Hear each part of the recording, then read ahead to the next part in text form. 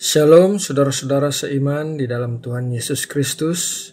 Kiranya kita semua memiliki damai sejahtera Tuhan di dalam hati kita.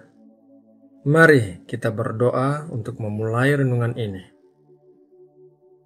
Bapa yang terkasih, kami memuji kebesaran-Mu yang mengatasi langit. Kami menyembah-Mu sebab Engkau Allah yang kudus. Segala kemuliaan hanya layak bagi-Mu ya Allah kami. Saat ini kami datang menghadap hadirat-Mu, membawa hati kami untuk Engkau isi dengan firman-Mu. Berbicaralah ya Bapa, sebab kami rindu bersekutu dengan-Mu. Dalam nama Tuhan Yesus Kristus, kami berdoa dan mengucap syukur. Amin. Saudara terkasih, pernahkah Anda bertanya-tanya, mengapa kehidupan begitu keras? Penderitaan begitu menyakitkan, kesedihan selalu ada, dan Allah tampak begitu jauh. Hal itu karena ada musuh yang membenci Allah, membenci kita, dan telah membentuk pasukannya melawan kita, karena kita berada di dalam Kristus. Yohanes 15 ayat 18-19 berkata, "Jikalau dunia membenci kamu, ingatlah bahwa ia telah lebih dahulu membenci aku daripada kamu. Sekiranya kamu dari dunia, tentulah dunia mengasihi kamu sebagai miliknya. Tetapi karena kamu bukan dari dunia, melainkan aku telah memilih kamu dari dunia, sebab itulah dunia membenci kamu." Allah mengasihi kita, tetapi iblis membenci kita. Rencana Allah baik bagi kita, tetapi iblis berkomplot untuk menghancurkan kita. Setiap orang Kristen adalah tentara dalam peperangan, termasuk anak-anak kecil dan wanita tua yang berdoa kepada Tuhan Yesus.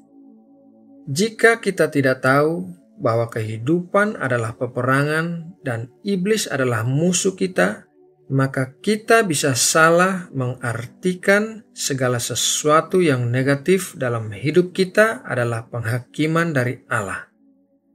Padahal kenyataannya seringkali itu adalah serangan dari musuh kita atau hasil dari pilihan-pilihan kita yang buruk.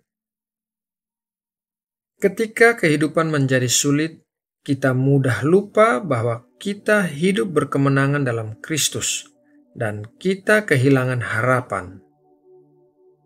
Beberapa orang memandang rendah diri sendiri dan menyalahkan diri sendiri ketika berbagai hal berjalan salah. Beberapa orang lainnya memandang rendah orang lain dan menyalahkan orang lain.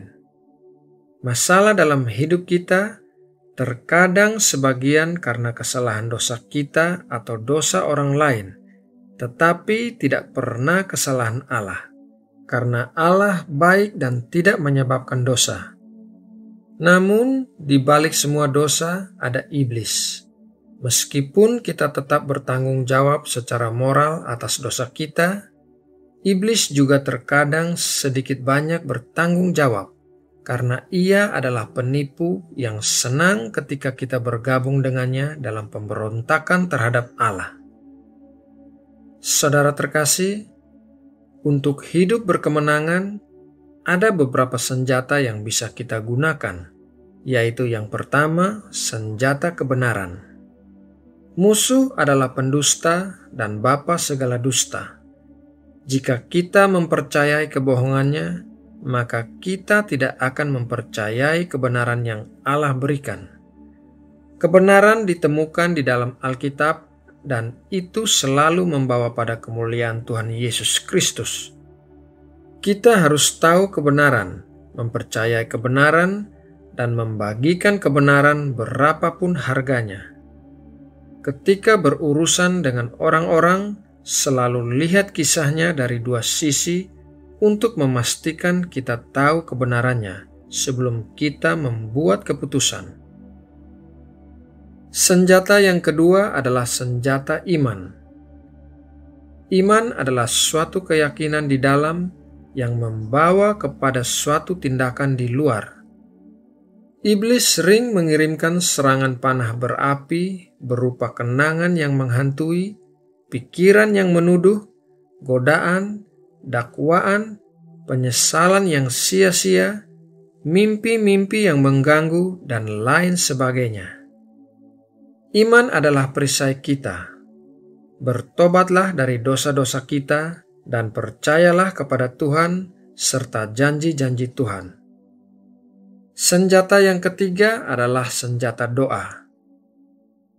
Di dalam setiap medan perang, komunikasi adalah kuncinya. Tuhan Yesus selalu bersedia untuk mendengar dari kita dan berbicara kepada kita. Berjaga-jagalah dalam doa untuk mengalahkan semua musuh yang datang dan perkatakan kemenangan yang telah diberikan oleh Tuhan kita. Nah, saudara yang dikasihi Tuhan Yesus Kristus, demikianlah renungan hari ini mengenai hidup berkemenangan. Semoga dapat memberkati dan menguatkan kita semua. Mari kita berdoa untuk menutup renungan ini. Bapa kami yang ada di sorga, kami bangga memiliki Tuhan Yesus Kristus sebagai panglima perang kami, dan kemenangan kami telah dijamin apabila kami senantiasa taat kepadamu. Bapa, apabila kami mendapat serangan-serangan dari musuh, kami akan senantiasa mengingat firman kebenaran-Mu, memiliki iman, dan senantiasa berdoa. Dan kami percaya bersama Engkau kami lebih daripada pemenang oleh Engkau yang telah mengasihi kami. Saat ini kami juga mau berdoa bagi pekerjaan, keluarga, dan keuangan kami ya Bapa. Kami mohon campur tangan-Mu dalam setiap segi kehidupan kami dan mencurahkan berkat-berkat-Mu bagi kami. Engkau tahu apa yang kami perlukan dan kami percaya Engkau pasti mencukupkan kami. Terima kasih ya Bapa. Terakhir kami mau bawa bangsa dan negara kami Indonesia ke hadapan-Mu. Berkatilah Indonesia, bawalah Indonesia keluar dari krisis ekonomi, pulihkanlah Indonesia ya Bapa. Di dalam nama Tuhan Yesus kami sudah berdoa dan mengucap syukur. Amin.